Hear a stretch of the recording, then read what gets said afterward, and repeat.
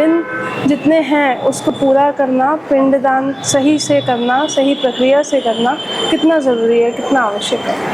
देखिए सुरभि जी, आज के समय में जो है ये सब अच्छा प्रश्न किया आपने। सबसे बड़ी विडंबना है कि आज की जो जनरेशन है वो इस चीज़ को जो बिल्कुल भी नहीं मान रही है। लेकिन पहले की पीढ़ी भी पंडित जी आजकल नहीं मानती है। नहीं, पहले की पीढ़ी तो मानती है, ऐसी बातें नहीं मानती। पहले की पीढ़ी मानती है। आज भी आप शहरों में नहीं, गांव देहातों में आप जाओगे, हाँ, वहाँ तो आज भी नियमित रूप से होता है। वहाँ नियमित रूप से होता है। आज के समय में यही स्थिति हो गई है कि अगर किसी के घर में किसी के डेथ हो जाती है तो उसके निमित्त तो 13 दिन घर में नहीं बैठ सकता है।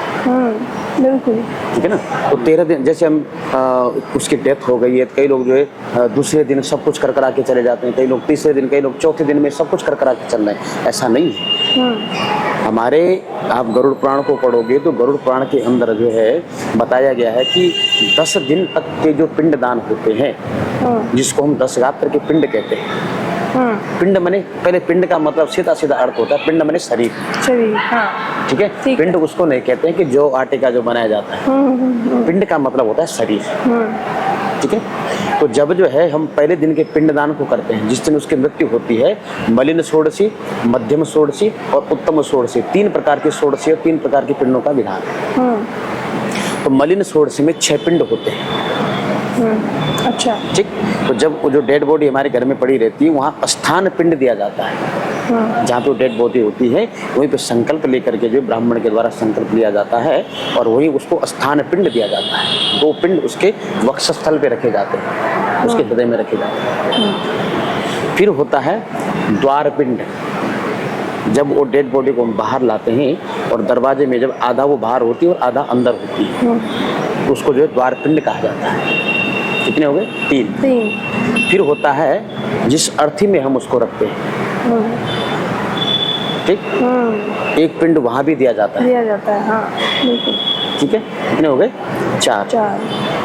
फिर कई लोग क्या होता है अर्थी पे नहीं भी रखते हैं, तो क्या होता है, एक होता है अर्धमार्ग पिंड।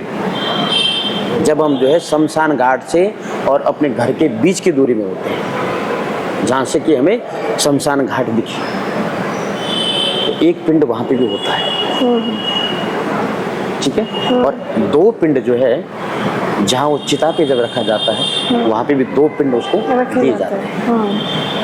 तो ये जो पिंडों का विधान है, 64 प्रकार के पिंड होते हैं। फिर मलिन षोडशी के पिंड हो गए, फिर मध्यम षोडशी के पिंड होते हैं, 16 पिंड वो होते हैं, और उत्तम मतलब टोटल प्रकार के जो है 64 पिंड होते हैं। 64 पिंड।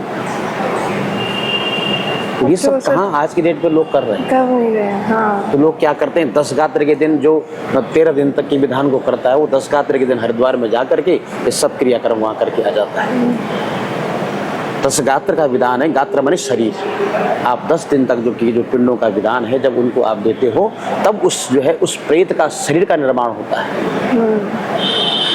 12वें दिन, 11वें दिन, 12वें दिन, तब जाकर के 13वें दिन में जो है कहते हैं, गरुड़ पुराण में वर्णन आता है कि 13वें दिन में जाकर के वो फिर यम की यातनाओं को भुगतना चालू करता है। जब उसका शरीर ही नहीं हुआ तो उस पिंडों से तो उसका शरीर पुष्ट होता है। हम जो पिंड दान करते हैं, उस पिंड से उस प्रेत आत्मा का जो है शरीर पुष्ट होता है, ताकि वो यम की यातना को भुगतने में सामर्थ्य हो। जब शरीर में शक्ति होगी तभी तो चलेगा आगे। हाँ, बिल्कुल। तो सीधा सीधा अर्थ तो यही बनता है इसका।